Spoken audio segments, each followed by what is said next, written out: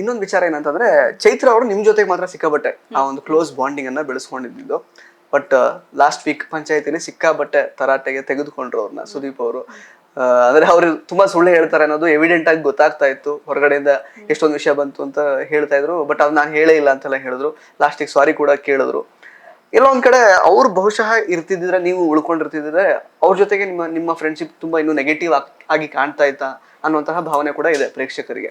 Because Chaitra ಅವ್ರ ಮೇಲೆ ಸಿಕ್ಕಾಪಟ್ಟೆ ಇವಾಗ ಜನಗಳಿಗೂ ಆಲ್ಮೋಸ್ಟ್ ಬೇಡಪ್ಪ ಇವರು ಸಾಕು ಅನ್ನೋ ತರ ಒಂದು ಭಾವನೆ ಇದೆ. ಕಮೆಂಟ್ಸ್ ಎಲ್ಲ ನೋಡುವಾಗ ಅದು ಗೊತ್ತಾಗ್ತಾ ಇದೆ. ಬಾಯ್ ಬಿಟ್ರೆ ಸುಳ್ಳು ಹೇಳ್ತಾರೆ, ಶಿಶಿರವ್ರಿಗೆ ಮಾಡಿದ್ದು ಮೋಸ ಆಗಿರ್ಬೋದು, ನಾಮಿನೇಷನ್ ವಿಚಾರ ಅದೆಲ್ಲ, ಸೆಲೆಕ್ಟ್ ಮಾಡಿದ್ದು ತ್ರಿವಿಕ್ರಮವನ್ನ ಅದೆಲ್ಲ.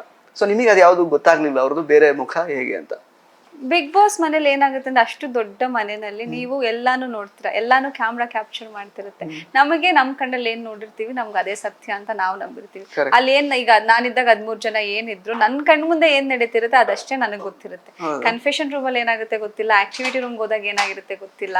ಅದನ್ನ ಬಂದು ಆಚೆ ಡಿಸ್ಕಸ್ ಮಾಡಬಾರ್ದು ಅಂತಾನು ಅನೌನ್ಸ್ಮೆಂಟ್ ಇರುತ್ತೆ.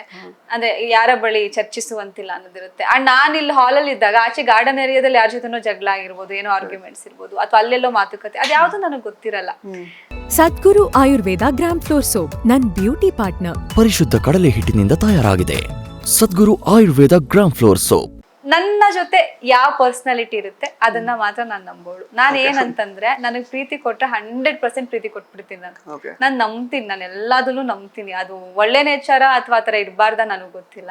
ನನಗೆ ಗೌರವ ಕೊಟ್ರೆ ನಾನು ಗೌರವ ಕೊಡ್ತೀನಿ, ಪ್ರೀತಿಸಿದ್ರೆ ಪ್ರೀತಿಸ್ತೀನಿ, ಹೇಟ್ ಮಾಡಿದ್ರು ನಾನು ದ್ವೇಷಿಸಿದ್ರು ನಾನು ಪ್ರೀತಿಸ್ತೀನಿ.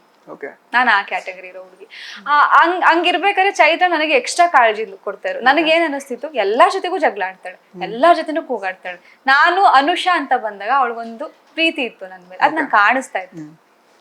ಅದು ಆಚೆ ನೆಗೆಟಿವ್ ಆಗುತ್ತಾ ಪಾಸಿಟಿವ್ ಆಗುತ್ತಾ ನನಗ್ ಗೊತ್ತಿಲ್ಲ.